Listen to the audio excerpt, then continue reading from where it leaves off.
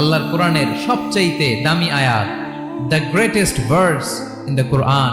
উবাই ibn Kaab রাদিয়াল্লাহু তাআলা আনহুকে বিষ্ণু সাল্লাল্লাহু আলাইহি ওয়াসাল্লাম জিজ্ঞেস করলেন, উবাই বলো তো কোরআনের কোন আয়াতটা সবচেয়ে সেরা?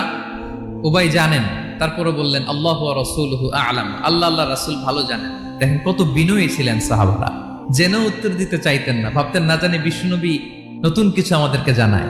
বিষ্ণুনবী আবার বললেন, তুমি কি জানো কোরআনের সবচেয়ে শ্রেষ্ঠ আয়াত কোনটা?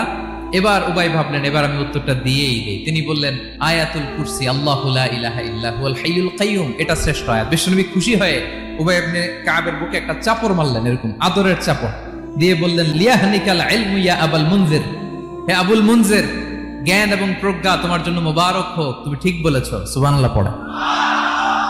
তাহলে এই প্রথম ইনফরমেশনটা আজকে জানলাম, কোরআনের সর্বশ্রেষ্ঠ আয়াতের নাম ৬,২৩৬টা আয়াতের মধ্যে থেকে সবচাইতে দামি আয়াত এটা।